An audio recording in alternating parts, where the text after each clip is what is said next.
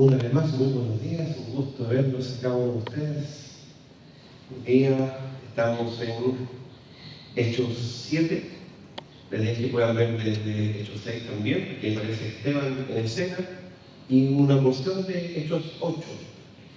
Hoy día el sermón se titula El Señor sostiene a su iglesia. Y va a correr por 3 carriles que el Señor también nos llama a su misión, nos llama a sufrir y nos llama a confiar. Entonces tengan en mente que el Señor sostiene a su iglesia, pero también tengan en mente que hay 3 puntos que vamos a tocar para que estén despiertos a esta hora de la madrugada. Les pregunto, ¿cuáles son los llamados que mencioné que tiene la iglesia?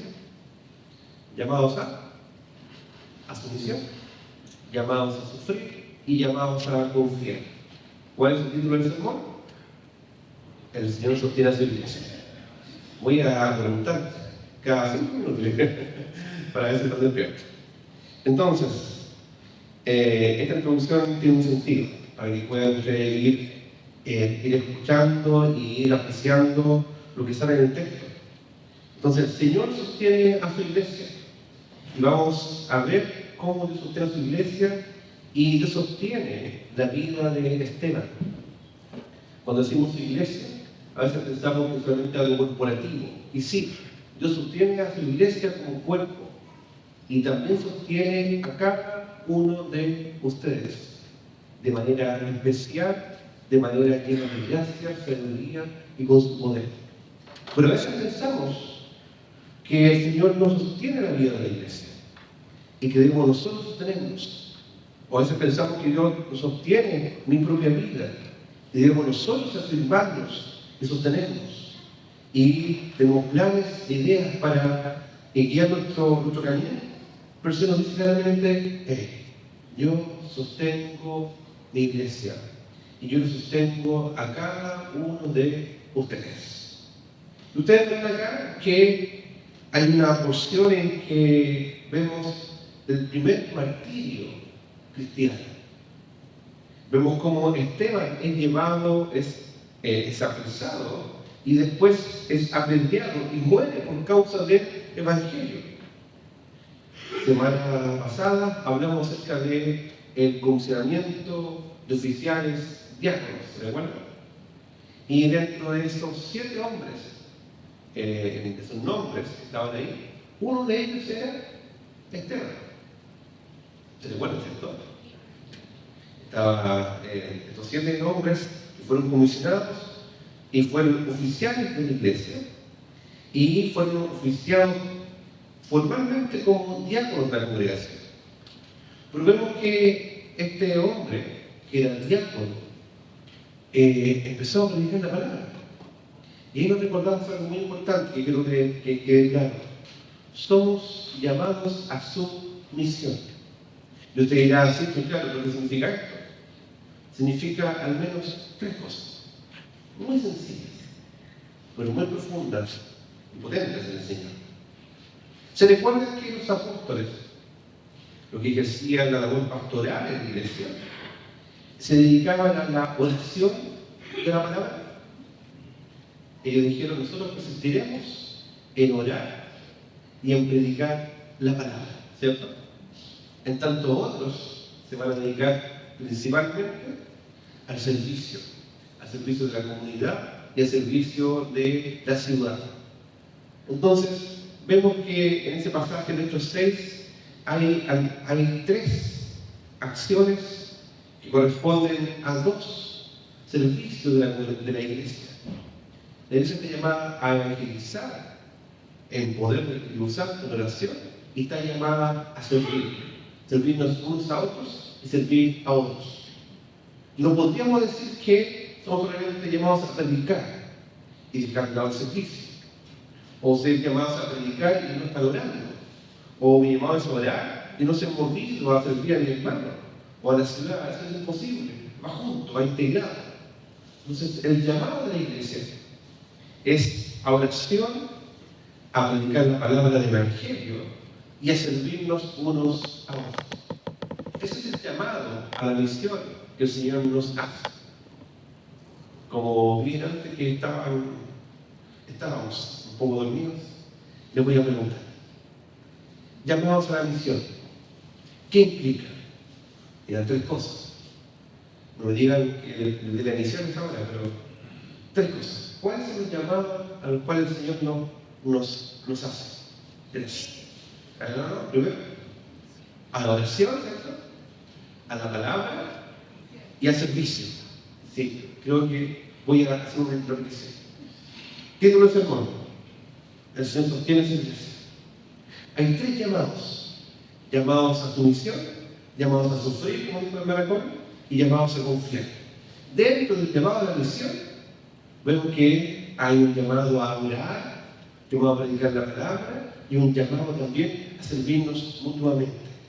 Eso lo vemos expresado en Hechos 6, cuando los apóstoles dijeron: nos vamos a dedicar primeramente, ¿cierto?, a la oración y la palabra, y otros se van a dedicar a servir las mesas o a servir a los necesitados de las congregación, ¿cierto? Esa no es una división contextual solamente. Ese es el llamado de toda iglesia, de toda congregación, y no por separado, sino juntos. Ahora bien, dijimos la semana pasada que no son llamados excluyentes, sino mi llamado a la oración nomás, pero no a la lectura de la palabra. Eso no puede ser. Si quieres orar, ¿cómo vas a orar en el Señor si no conoces la palabra? Y si estás orando, el Señor te va a mover a predicar la palabra del Señor. O si quieres predicar la palabra, pues no estás orando. O sea, necesitamos el poder del Espíritu Santo y ser guiados por Él para predicar la palabra. Otro dirá: saber que yo soy llamado a servir. Me encanta servir, pero no me pides, por favor, que renuncie a un versículo bíblico. O no me pides que yo ore. Eso no es lo mío. O no es lo mío predicar la palabra. Eso no puede ser. Entonces, va junto. Va junto oración, palabra y servicio. Aunque obviamente algunos dentro de la congregación van a ser comisionados formalmente para dedicarse primeramente a la oración y la palabra.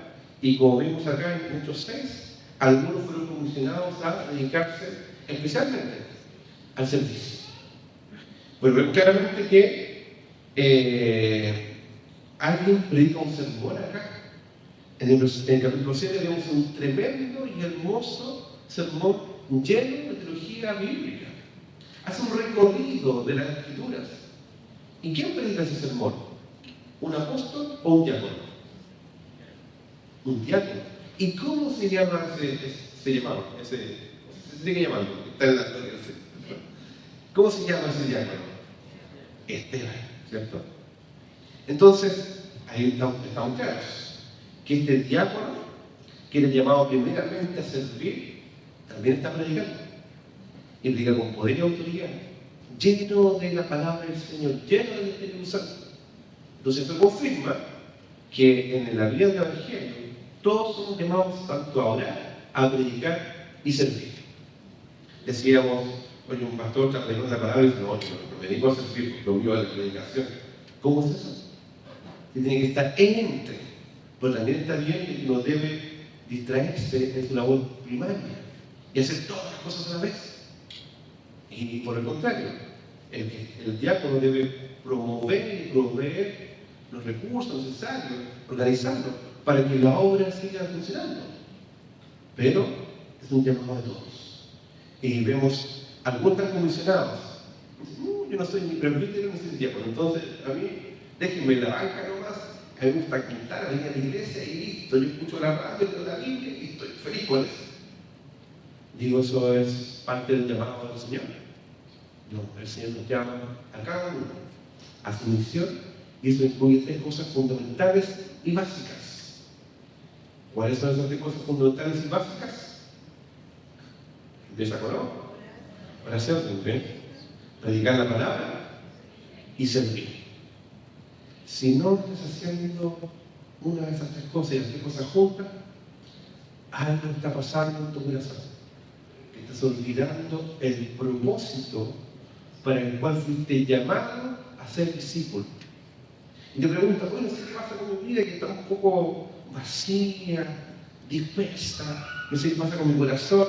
nos pregunta, y algo muy básico, ¿estás orando? Parece que me falta un poquito de eso, ¿eh? Como que podría intentar por ahí, ¿cierto? Y está leyendo la palabra, unas penas, saca un versículo de la Biblia, lo doy vuelta, y me cuesta mucho. ¿Estás sirviendo a tu hermano?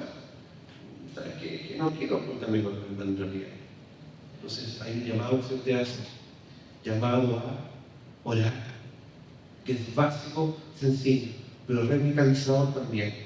Un llamado a predicar la palabra y a predicar la palabra a nosotros mismos y unos a otros, y también a servirnos unos a otros. Y eso es lo que estaba haciendo Esteban.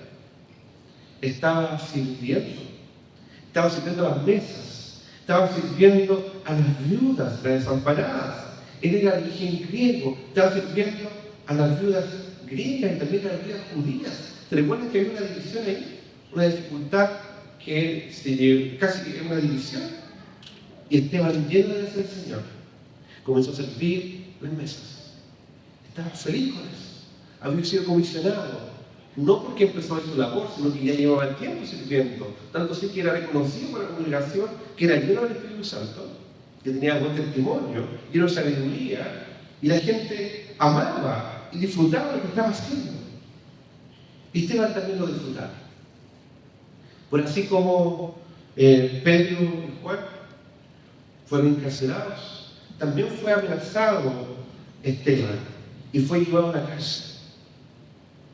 Y uno podría decir, fue llevado a la cárcel, fue tomado prisionero, y uno podría decir, Esteban, no digas ni una sola palabra. Ese puede ser nuestro consejo. ¿Saben qué? Quédate calladito nomás. No digas nada, porque esto te tienen en la mira. Te quieren matar. Y vemos que Esteban se dispone a predicar la palabra. ¿Por qué? Porque era parte de su misión. Dijo, no, yo tengo que predicar la palabra. Y vemos que estaba expuesto a sufrimiento. Ya había sido tomado. Recuerden el versículo anterior, había sido tomado, lo llevaron preso, lo llevan ante los sacerdotes. Le dicen más encima cosas falsas.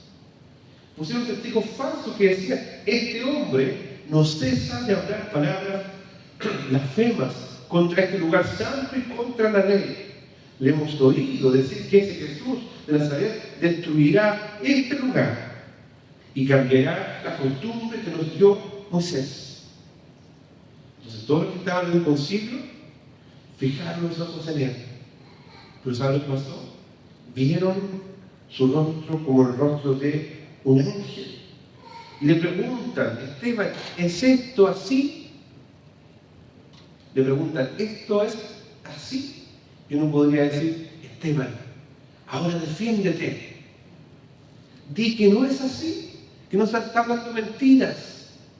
Y sabes que Esteban no dijo ni un segundo para defenderse. No dijo, ¿no saben qué? Ustedes me escucharon, tengo testigos. Fíjense que yo no dije eso. No desperdició palabras, sino que se dedicó a predicar la palabra del Señor. Y dijo, varones, hermanos y padres. Hoy, ¿qué va a decir Esteban? Puede ser que diga algo que no lo haga enojar a este concilio. Y dijo, el Dios de la gloria apareció a nuestro padre Abraham estando en Mesopotamia antes que morase en Harán. En otras palabras dijo, les voy a contar mi historia. Y uno dice, la conté la historia de su papá, de su abuelo. No, partió ¿de cuándo? De Abraham. Historia corta, ¿no? Y resumió las escrituras, pero las resumió siguiendo un argumento que lo vamos viendo en el transcurso del sermón de Esteban, y vemos que casi al terminar dice lo siguiente: ¿a cuál, versículo 52, a cuál de los profetas no persiguieron vuestros padres? Entonces él sabía que él, siendo un ministro del Señor, un hijo del Señor, un discípulo que había sido llamado a orar, a predicar y a servir, también iba a enfrentar sufrimientos. ¿Escucharon?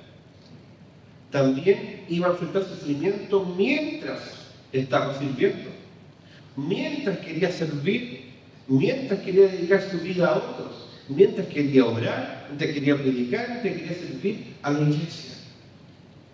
Noble tarea. Pero él sabía que la iglesia es llamada también a sufrir. Y no la iglesia solamente como institución, sino que cada uno de nosotros, tú y yo, somos llamados a sufrir. ¿Me siguen? Somos llamados a sufrir. Y uno dice, pero ¿cómo?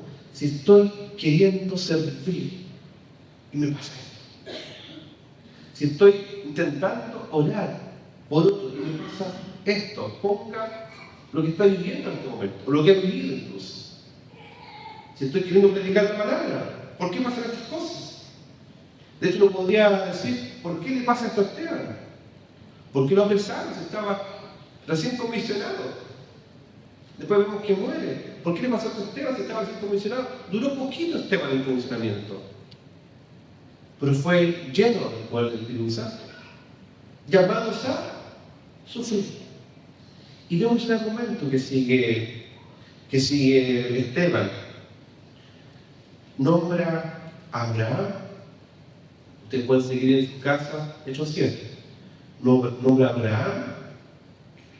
Nombra a los patriarcas. Nombra a José.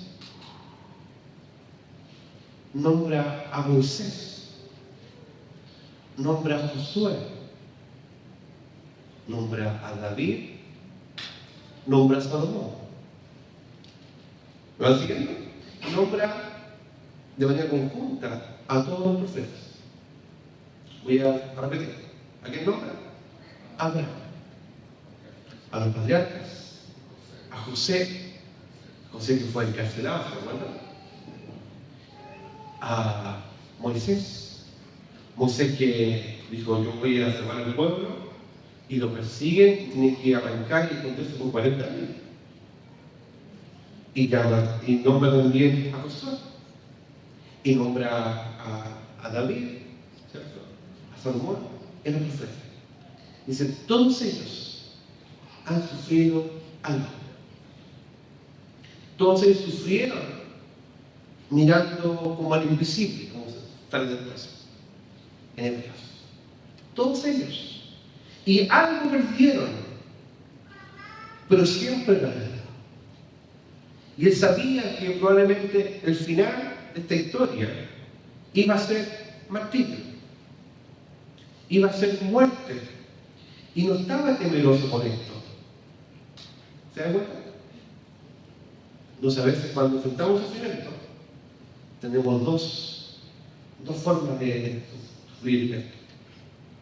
Diciendo, negándonos a esto, no queriendo sufrir, quedándonos ahí, o bien enfrentándolo.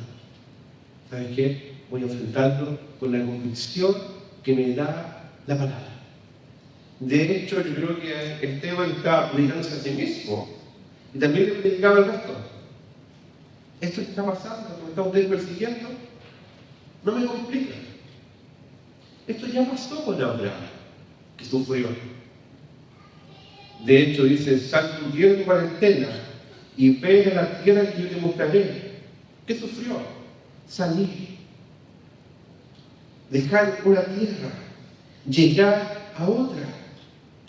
Y dijo, ¿saben qué? Y no tuvo herencia incluso. Ni siquiera pudo poner el pie. Finalmente la herencia que el Señor le había dado, no la pudo poseer. Me pregunto, ¿qué es lo que, comillas, perdió Abraham? ¿Perdió un lugar? No, comillas, perdió un lugar. perdió la tierra y fue movido de un lugar a otro. Y uno dice, oye, ¿es doloroso? A veces sí. ¿Han perdido alguna vez una tierra? ¿Han dejado de partir de un lugar a otro? ¿Han hecho maletas? ¿Han hecho mudanzas? Algunos que son expertos en mudanzas. Se cambian de casa como 5 veces al año. Son los muebles. Y uno dice, ¿qué alivio? Andar de un lugar a otro. Pero ¿sabes qué? Abraham, Dios le mandó que saliera. Y recuerden que después le dice, a la tierra que yo te mostraré, le diga algo más preciso, por favor. Sal con tu familia, donde yo te voy a decir.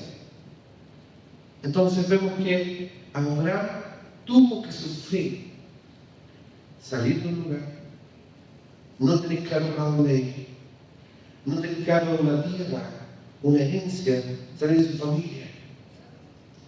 Y digo, ¿cómo se conecta esto con la vida de Esther? Esther estaba predicando y decía, probablemente, pero y voy a robarla.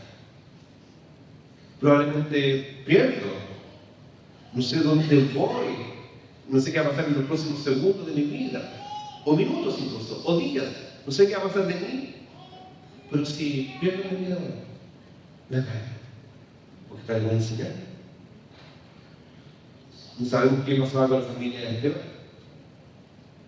no sabemos si era convertida o no, sabemos que era origen griego. Probablemente digo, no sé qué va a hacer con ellos, pierdo mi familia. Pero la familia no está en las manos de Dios, está en las manos del Señor. Eso estaba predicando con tanta libertad, porque decía, Abraham ya lo vivió. Y Abraham lo vivió, se mantuvo mirando a la promesa del Mesías. Y yo que conozco al Mesías, ¿cómo no voy a confiar? Lo mismo pasó con José. José, usted sabe la vida de José. Está en la escritura. También en la película, ¿sí? Pueden verla, pero lean la escritura. Y me dice, ¿qué pasa con José? Sufrió injusticia. Y se acá sufrió envidia de sus hermanos. Fue llevado. Incluso cuando intentó ser perseverante y fiel al Señor, fue llevado a la prisión, a la cárcel. Se mantuvo mucho tiempo. ¡Qué justa injusticia! Pero José sabía que estaba sirviendo al Señor. No sabía lo que iba a pasar después. Tampoco sabía que iba a llegar a ser segundo después del faraón y que iba a ayudar a su familia. No lo sabía. Hermoso término de la historia. Pero se mantuvo mirando al Señor. Y podríamos seguir con Moisés también. ¿Se recuerdan que Moisés fue salvado por el Señor? Fue sostenido por el Señor, salvado de las aguas, fue criado en el palacio del rey. Y Moisés quería servir al Señor, que servía a su hermana, de mala manera quizás, pero quería hacerlo. Y va y defiende al pueblo. ¿Qué pasó? Mata a la persona. Y tiene que huir. ¿Cuánto tiempo huyó? ¿Cuánto tiempo estuvo escondido? 40 años. En otras palabras, Dios dice, si estoy 40 años preso, lo hago por el Señor. En otras palabras, dice, si estoy justamente aquí y tengo que vivir todo el tiempo que me resta de mi vida de esta forma, estoy dispuesto. Y Esteban siguió diciendo, cada uno de los profetas recibió esta oposición, porque no hay oposición a nosotros, sino la oposición es a la palabra del Señor. Eso es Dios. Ahora seamos justos. No siempre sufrimos porque estamos predicando en palabra. ¿Cierto? Y a veces sufrimos también por nuestro propio pecado. ¿Cierto? Es bueno echarse eso, separarlo. Y no siempre digan, "Oh, estoy sufriendo por la causa de Dios". Sí, el Señor te sigue sosteniendo, te va a seguir ministrando, te va a seguir guiando, pero es bueno llegar al punto de decir, ¿sabes qué? Reconozco mi pecado. Pido perdón. Y el Señor te va a seguir sosteniendo. Entonces vemos que a veces sufrimos por nosotros mismos, pero el Señor sostiene a su iglesia, de todas formas. Y a veces sufrimos porque el Señor tiene un plan que nosotros no entendemos. ¿Cuál de estos hombres? Abraham, los patriarcas, José, Moisés, Salomón, David, Salomón, los profetas, entendieron todo el panorama. ¿Algunos? No. Su partecita. Y con muchos. No sé lo que estás haciendo, Señor. No sé lo que estás planeando. Lo que sé es lo que decía Esteban, o lo que vivió Esteban. Lleno del Espíritu Santo, puso los ojos en el cielo. Llamados a sufrir, sí, pero también llamados a confiar. Poner la mirada en el cielo.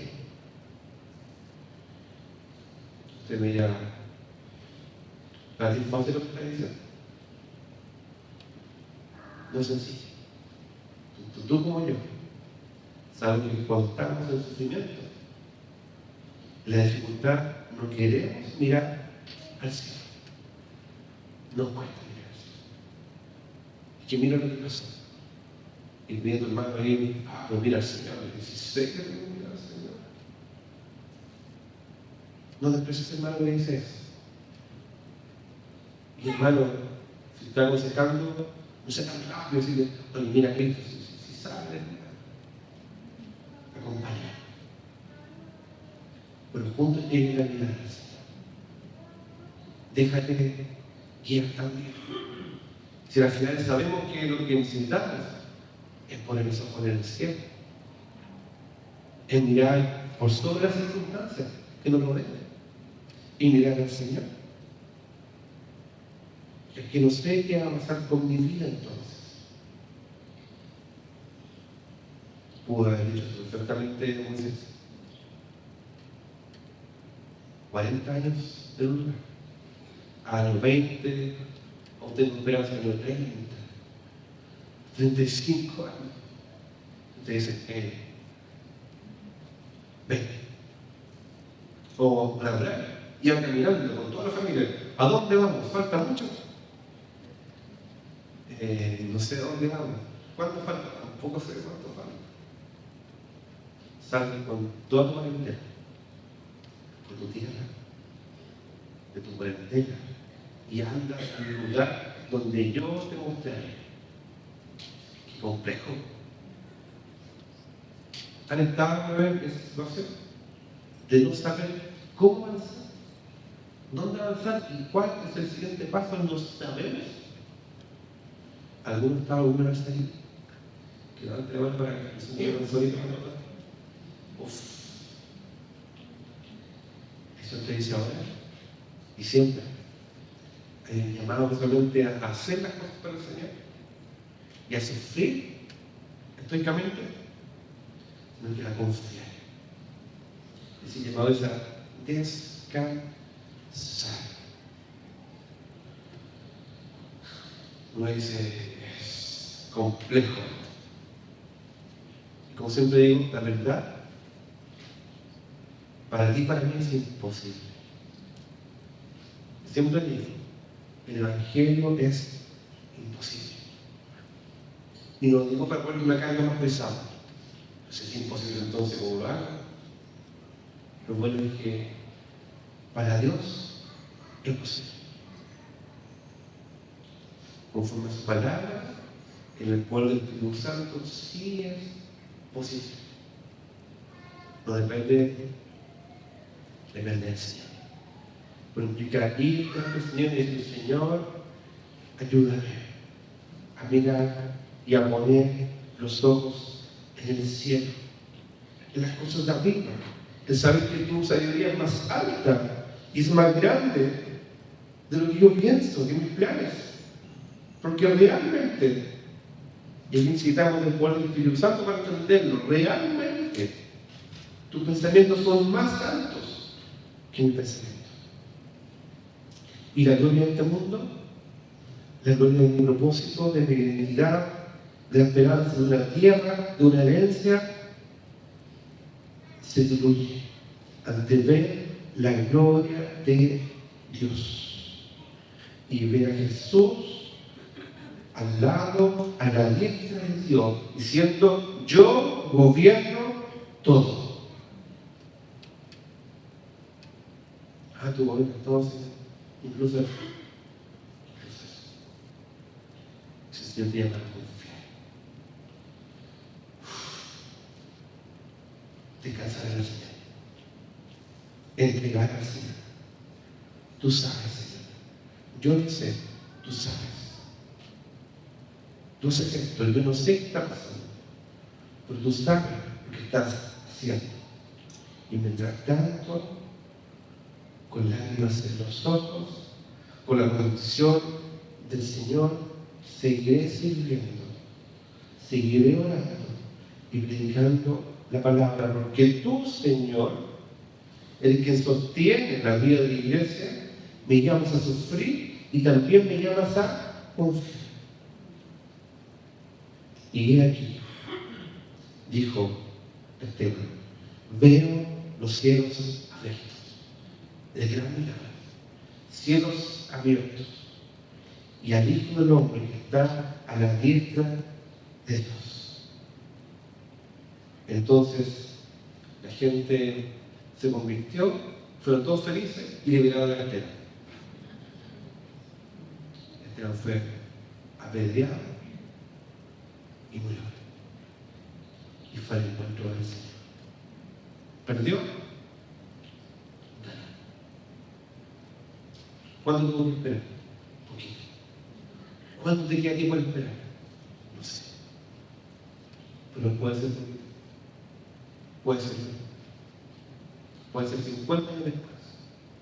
El Señor te dice: bueno, mira al Señor, mira al cielo, mira su gloria, mira al Padre, mira al Hijo en el poder del Espíritu Santo, conforme a su palabra, para poder vivir para la gloria de Dios y el gozo de su pueblo en medio de las naciones y en esta ciudad. Y habiendo dicho esto, durmió. Os invito a orar. Señor, te damos gracias porque tú claramente nos recuerdas que somos llamados a orar, llamados a predicar tu palabra y llamados a servicio en comunidad. Y tú nos sostienes a pesar de ese sufrimiento y nos llamas a confiar y a experimentar en el poder del Espíritu Santo tu gloria, que tu gobierno para nosotros y que lo mejor realmente está en ti y contigo. Y ahí encontramos nuestro lugar, nuestro propósito, nuestro destino, nuestra esperanza, nuestro consuelo, nuestra gloria. Te pedimos, Señor, que cuando termine nuestra oración podamos cantarte con toda la emoción, pensando en lo que estamos cantando. Que sea una oración de rendición delante de ti. A ti queremos servir. Por ti podemos sufrir, porque en ti podemos confiar. En el nombre de Jesús.